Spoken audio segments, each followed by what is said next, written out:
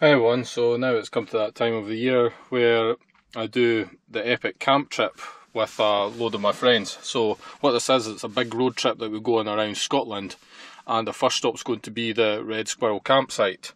So I'm doing this in a 2013 BMW i3 with range extender, and this video is just really to see how the car is going to manage. We've got a lot of driving to do. I've got the chargers all planned out, so hopefully we shouldn't have to use much petrol. So, that's snowed in there. Yeah, so we're just heading off just now after we've got all the stuff all packed up, as you can see. So hopefully the car will make it, because in previous years it hasn't. So here goes. Okay, so I'm going down the A823 just now. I've got about 28 miles left to go until our first stop, which is Loch Earn Head, and I'm managing 4.6 miles to the kilowatt hour just now, so that's decent.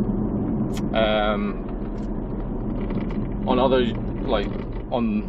I think 2 other years the car never made it because of drivetrain errors. But that's all been sorted now, so I'm confident that we should make it. As for getting to the Red Squirrel without burning petrol, I think that's probably going to be impossible. We'd probably have to stop for like an hour at the Green Welly, so petrol is going to have to be burned, which isn't actually that much of a problem, because considering how little I burn anyway, it's not a big deal. It's good to have the petrol when I need it. So yeah, I've got 38 miles remaining on the electric range just now, so I might put the range extender on when the battery gets down to about 25% or so. So yeah, we'll see how it goes. I'm not counting on the chargers at the Red Squirrel campsite being available. Well, there's a charger at a hotel near there. I don't think it'll be available because obviously more electric cars have been bought since I last took my car up there, so I'll be very surprised. So I think I'm going to use the range extender just to keep the battery sort of at least at 25%, just in case I can't get chargers. Well folks, here we are at Loch Earn, so that's how much has been used. I did actually have to use the engine just a little bit, but as you can see it's not impacted on how much petrol is left that much, because it was that small. So yeah, doing quite well. Alright? Sorry about that. It's alright. I thought it looked like them. Yeah. And 5.4 miles to the kilowatt hour, so we're doing pretty good. Excuse me, is this sedimentary rock? Okay, so that's us just left Loch Earn. So the next destination is the Red Squirrel campsite, and that's 55 miles away, so it's going to require range extender usage, which is unavoidable. On the last camp trip, the range extender was throwing drivetrain errors after I was running it for quite some time, so hopefully it's going to be okay. I've not had drivetrain errors with it for over a year now, apart from the just minor one that I just have like occasionally, which doesn't prevent the range extender from working. So it is on just now. 24 miles electric, 82 miles petrol, and we're still, what are we averaging? 5.2 miles per kilowatt hour, so we're doing really well efficiency wise. So I think in terms of fuel, our big road trips, well, for me is going to be quite inexpensive. So here we are at the Green Welly. My friends are over there, and I was going to stop for a little charge, and this is a rapid charger here, but as you'd expect it's just not working at all. This infrastructure issue seriously needs to be addressed, because if the uptake of electric vehicles is going to continue, people are going to have nowhere to charge them, and then it's just going to get to a situation where people are just going to be giving up their cars because they just can't charge them anywhere. They can't take them on longer journeys. The cars themselves are fine. It's the infrastructure which just does not work because it's designed by very, very stupid people who seem to think that everything should rely on the internet to work. These chargers should be offline units, not reliant on an internet connection. They should keep a database of all the charges for like when the server goes down, and then like upload that record when the connection comes back. That'd be common sense, but as you know, with product designers, that just does not exist. So I will manage the campsite. Luckily I've got the range extender, so I'll just have to hope that that continues to work. Yeah, so the Red Squirrel campsite is full. So as for getting a charge, I'm not really sure what's going to be happening. Not good. A bit of a shame really. So I have no idea where we're going now. Just have to try and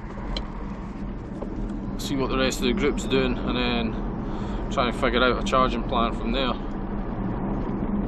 But if the range extender engine works reliably, it's not a huge problem.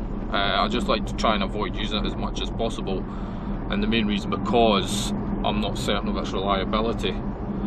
I mean, the cost of petrol, it's not that much of a big problem because it does about 60 miles to a gallon, but as I said, it's not reliable enough that I would want to trust it for like a whole massive. Okay, so we've just come into Lasnokon campsite. I think that's the name anyway. I'm just trying to figure out what's happening now.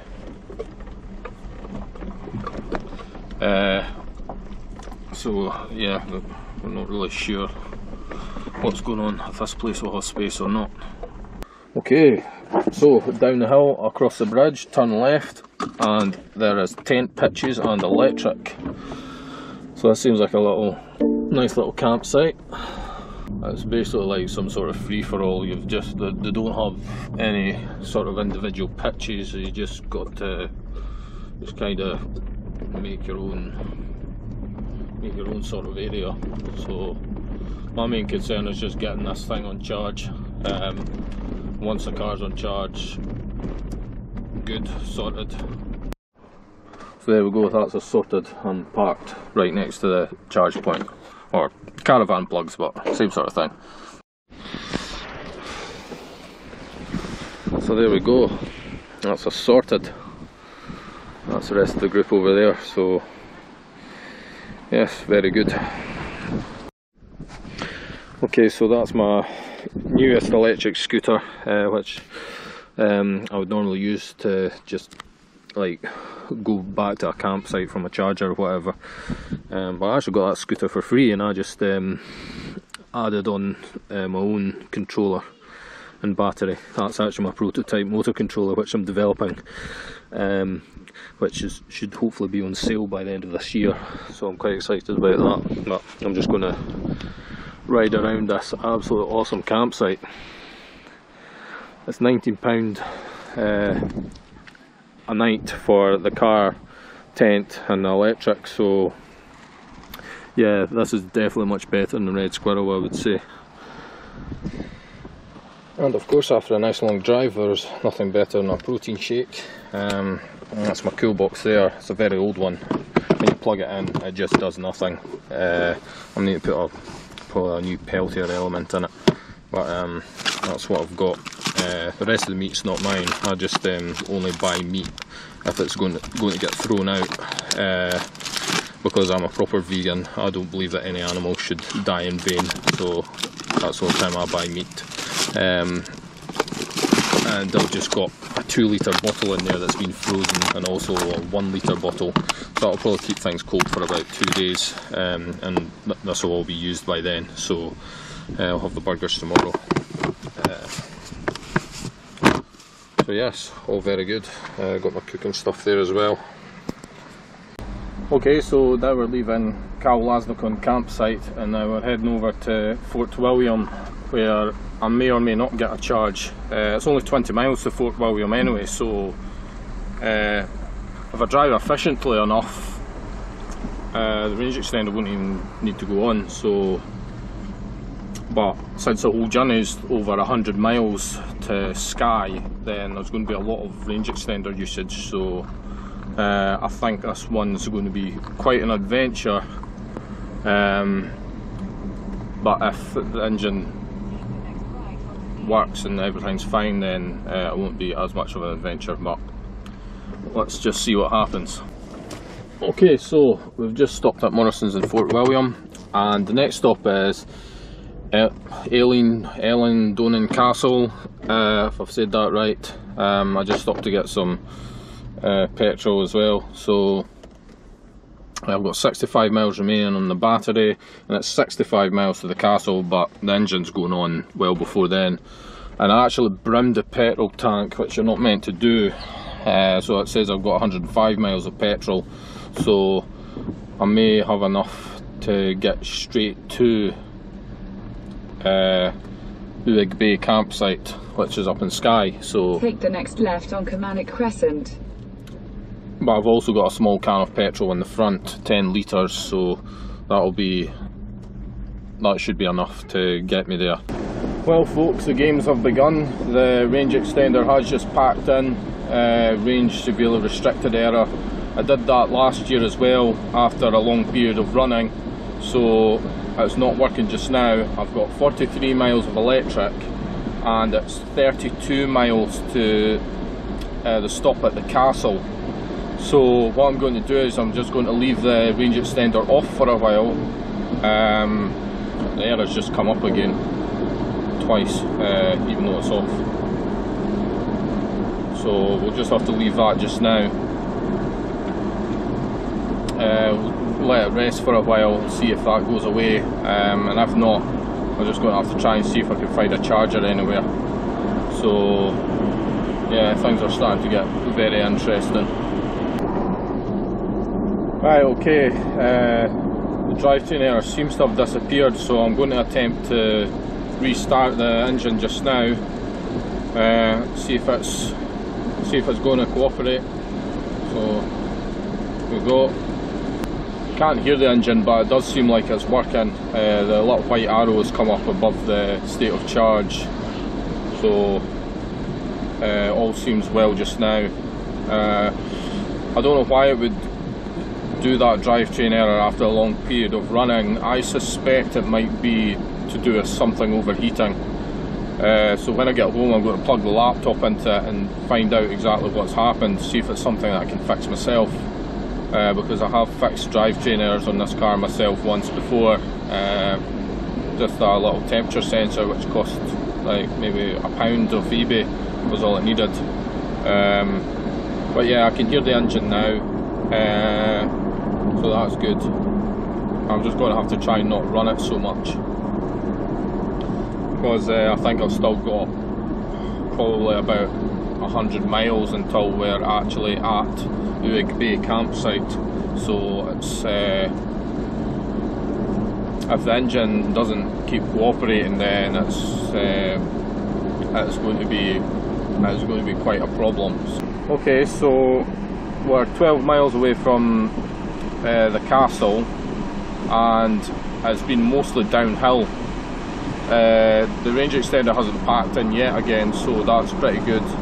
And as the car's been going down these hills, thankfully we're actually stuck behind a camper van, so that means we're only going about 40 miles an hour, so the car recharges itself a bit down the hills. And the range extender actually does charge the battery. It does go 1 or 2% above the set point if you're not driving that hard. So what I'm doing is I'll be switching the range extender off and on, so if the battery goes above the set point of the range extender, I switch it off and then switch it back on again, and then that's higher up point is then the new set point. So I'm actually slowly charging the battery, and the only reason I'm doing that is just while the range extender is working, I'm just taking advantage of it. So I've just switched off again because the battery has gone up and charged a bit more, and I'll just switch it on again. We're on 54 miles of electric showing, so I have actually overall charged the battery, partly due to the hill and the range extender, so I'm not sure how many miles it is actually to the campsite from the castle, but once we stop there I'll try and find out. Okay, so we never got stopped at the castle, it was just absolutely full, the car park, so not totally sure what we're doing just now. We're probably just going to find a place somewhere to stop and just have a little discussion about what we're doing next, because I'm not sure if I've got enough fuel and electric to get to the campsite from here, so we'll just see what's happening. Okay, maybe I was exaggerating a bit earlier, but it's 57 miles to Uig Bay campsite, so I think what we're going to do is just drive straight there. So I've got 65 miles on the battery, 63 miles on petrol, so if everything goes well, should make it. I think there's a electric car charger just next to the campsite, but ideally, well, I honestly don't think it'll be working, but ideally I'll just plug in at the campsite, much better that way. So this is just a little stop in Balmacara, until we find out what the rest of the group's doing. They're quite a bit behind us, so we're just going to go on to the campsite from here.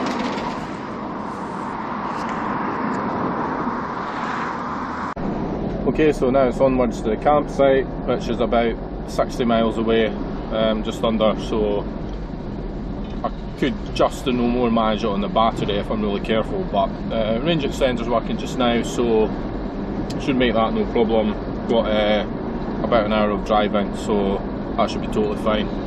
Well, I'm in a bit of a gambling mood today, so we've got 48 miles of electric range and 33 miles to the campsite, so I'm going to just not use the range extender and in the hopes that I'm going to find a charge there. They do have the caravan hookups, so hopefully there'll be some available. If not though, then well, this gamble's going to maybe go the wrong way, because I don't want the situation of like having like 10% battery and relying constantly on the range extender for another 100 miles back to wherever we're going next, so that would be quite bad, but I'm sure we'll get something worked out. So we're not far from the campsite just now. Yeah, 32 miles to go and 47 miles of electric, so that's perfect. Okay, so we're coming into the campsite just now, and I've got 17 miles of electric left, so we've done quite well. So I'm just going to be looking to see if I can get a charge. So I can't remember what I saw on the website, but I think they do have something for me. So okay, so that's me all plugged in and charging now. It was only £15 for me, the car and the electric, so that's a really good price. I've got it charging on the slowest setting, so this will just charge all night and keep the cool box running, so that's perfect. That'll take probably, because I've charged it on the slowest setting, it'll be about maybe 12 hours to charge, but that's not a problem at all, because I'm not intending moving at all for until tomorrow.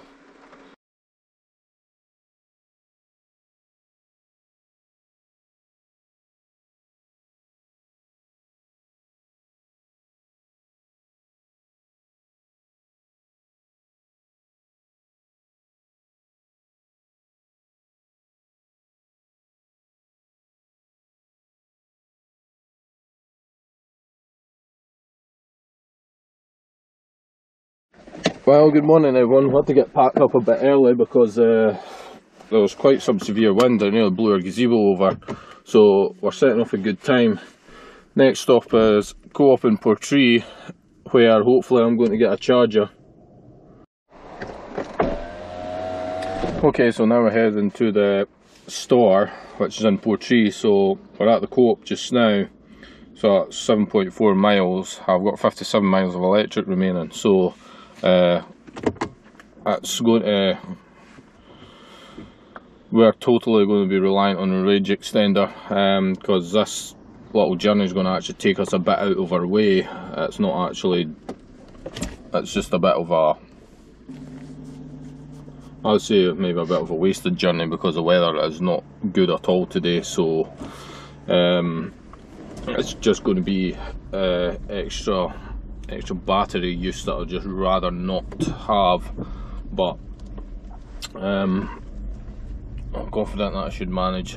The range extender, if I just switch it off for a little while, it starts working again, so long may that continue. So we're just heading off to the store just now, and hopefully the weather will clear up a bit for us. Okay, so here we are at the car park, and then we're going to walk up to the store, but the weather hasn't gotten much better, so we're just going to all get soaked. That's our range situation, which isn't great, but the range extender worked all the way up here, so that's good. So we're just going to see what's happening. Okay, so now we're heading straight off to Ullapool, Ardmere Point, so that's 129 miles. Well, we've got 47 miles of electric. That's not 81 plus 47, 80, 90, 100. No, I'm not going to make it. But I've got a small container of petrol with me, so I'll be alright. I can refill sort of halfway through it, so not a problem. Okay, so a little situation update. 52 miles remaining on electric, and we've got 82 miles to the campsite, so we're actually doing quite well. What I'm going to do is I'm just going to keep using the range extender, and once it says here that I've got maybe about 40 miles to the campsite, I'll just switch off the range extender, run that battery right down, so I can just charge it fully at the campsite, you know, just to save money as much as I can, because for the hookups it's actually quite expensive there. But yeah, everything's fine, no drivetrain errors, I'm doing quite well. Got a nice little scenery here. Okay, so we've stopped at Silverbridge, so we've got 41 miles of electric and 11 of petrol, and we've only got, what, 35 miles to the campsite, so probably what I'll do is I'll just do the rest of it on electric, maybe run the range extender a little bit, because we're going to stop at the shops beforehand. So it's been totally faultless. I've not had any drivetrain errors over that stretch of the journey, so that's really good. That's probably just because of me switching off the range extender when the car's not having to work too hard, when it's just going along the flat or down a gentle slope. So yeah, very good.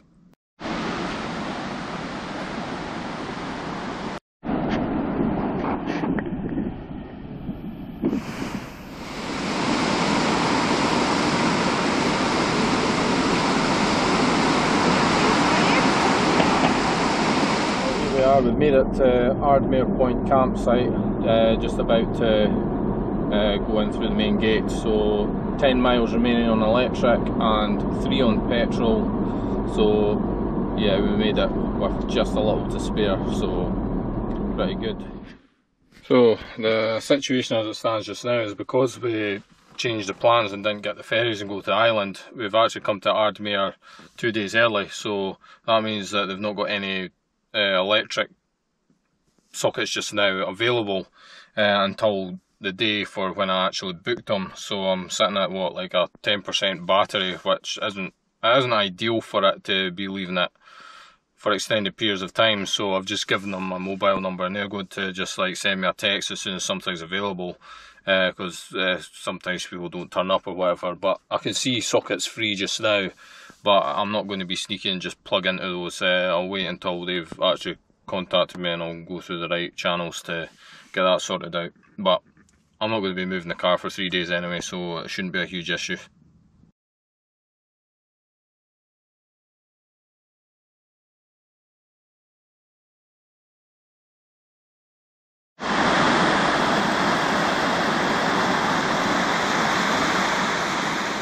Okay, so I thought I'd share a little bit about some of the activities we've been doing. Apart from talking about the car all the time, so We're just at the Bone Caves, which are just away up on that hill up there, or mountain, whatever you want to call it. And on our way back, I've just walked past this spring here, and I'm almost certain it's a spring because obviously it's coming out of the ground, and you can just tell with the, I think, the type of weed that's growing around here. That you usually get that around springs. I did have a good drink of it. Don't know if that was a good idea or not, but I'm pretty sure this is coming from very, very deep underground, and has been underground for a very long time.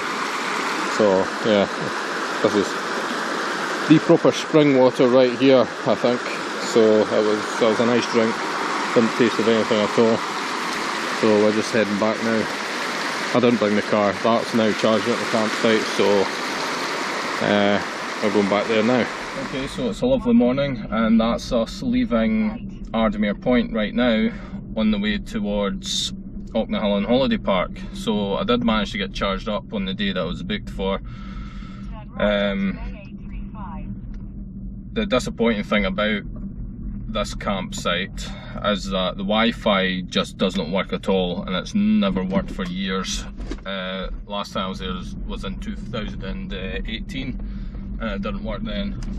And also, despite there being plug-in sockets free for me to charge the car, they wouldn't let me plug in, despite my offers to stay with the car in case anyone was to come up and take the point. They just weren't having it. It seems to me, at least, that the owners at Ardmere Point are quite anti-EV. Every other campsite I've been to have been really accommodating, understanding, and it's been a really positive experience. But nevertheless, I got charged up on my book day. I just said to them, look, if it's too much power draw, I can turn it all the way down to 5 amps. So I did that. So also snuck it up to the charge point during the night, actually, to try and get the very low battery charged up a bit earlier. But overall it's the same amount of electricity used, because it's not like I was going out on journeys or anything. I just went in other people's cars if we needed to go out and do stuff. So I did plug in earlier than I was supposed to, but I needed to. So for Aucknahill, I should be able to get plugged in no problem. They say that if there's no caravan points available, then they'll just find me a standard socket somewhere. I've got all the adapters, so that's pretty good. I don't think, like the last campsite I was at, I don't think they would do anything like that for me. So, well, anyway, it's 65 miles, so I should be able to manage it no problem. Might use the range extender a little bit just in case I can't get charged, but I'm sure it'll be fine.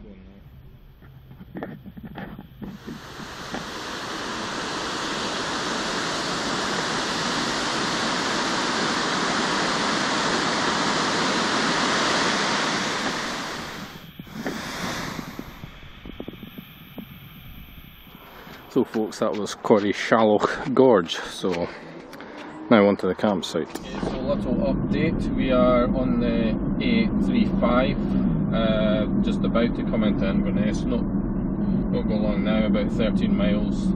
So I've got 29 miles of electric, 116 of petrol. Haven't used the petrol at all, so the goal is to get to the campsite without using any petrol, which I think is doable. So I'm not sure how far the campsite is from Tesco, but I don't think it'll be far, so I'm sure we'll make it. Okay, so I'm going to head to the campsite myself. The rest of them are in Tesco, which I'm trying to boycott as much as possible, for reasons I may go into in another video. But I'm going to head off then, get it all set up, try and get a charge and everything, and then we'll see what happens. 7 miles, and I've got 18 miles, so head southeast then turn right. Totally possible. Okay, so perfect result. I've got somewhere to charge. Just a normal, your standard socket, which is right next to a small wooden building, so that's fine. I'm just going to charge it like the lowest setting of 5 amps, and then that should be totally fine.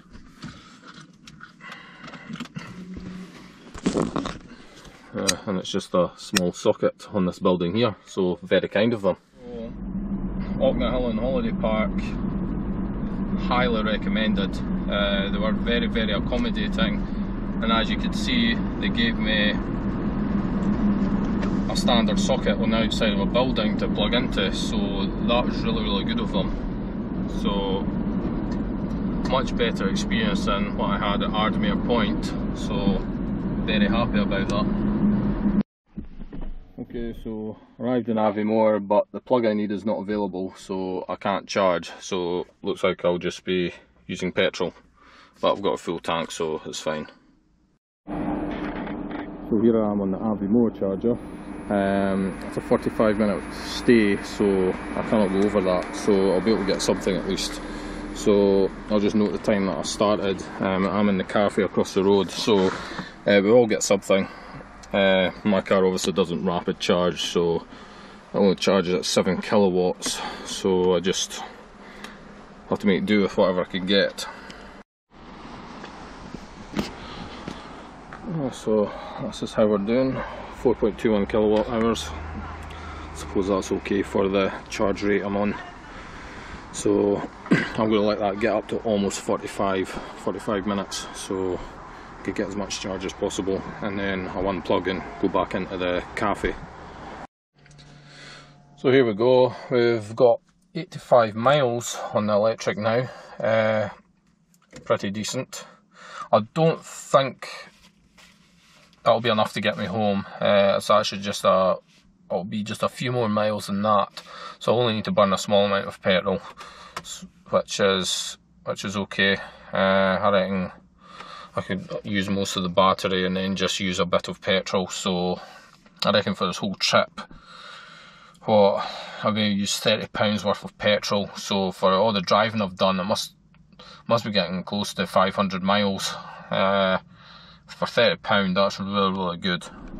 Well, that's me got 13 miles to go until I'm home. I've got 26 miles of electric and 66 miles of petrol, so I'm totally confident I'm going to get home. So the takeaway from this whole experiment is that the cars themselves, even an old used 70-mile Nissan Leaf, the cars themselves are perfectly fit for purpose. The problem does not lie with the cars, it's the infrastructure. It's just not sufficient to support the amount of electric cars that the government wants us to be driving. It just will not happen. People will just not be buying them because the infrastructure just cannot support it. Every charger that I've been to has either been occupied or non-functional, so the only practical way to drive electric just now is to have a really good plug-in hybrid with a good electric range, or a car with a range extender like this one. So the government's idea of having us all driving electric cars, it's not going to happen unless there's vastly more chargers put in place and the designs of the chargers changed. The way these chargers work, they're totally dependent on the internet, which is just not good enough. The chargers should have an offline database on them of the charges, so it still lets you charge, and then it just, if the internet goes down, I'll still let you charge, and then once the internet's back up again, it'll just upload a record of the charges to the database so that they can work offline. And also the hardware design of them is problematic as well. I don't think it's just the software that runs on them, there's other issues too. So yeah, electric cars themselves are fine, but there's just no infrastructure there to support them properly. From my experience having a road trip around Scotland, it's just not going to happen. So it's a bit unfortunate, and it's not going to put me off electric cars at all. For the vast majority of my driving, I'm able I'm in a privileged position to park my car in a driveway and charge it without having to go to chargers. So that's going to be another issue that's going to need to be addressed. So many people they cannot park their car next to their house and charge it. So we're going to need some, I don't know, we're going to need, I'd imagine, charger fields put up, massive car parks dedicated to electric car charging with like security cameras and stuff. That's the only way people are going to have confidence in electric cars. So yeah, it's a bit unfortunate. Well, that's just how it is at the moment.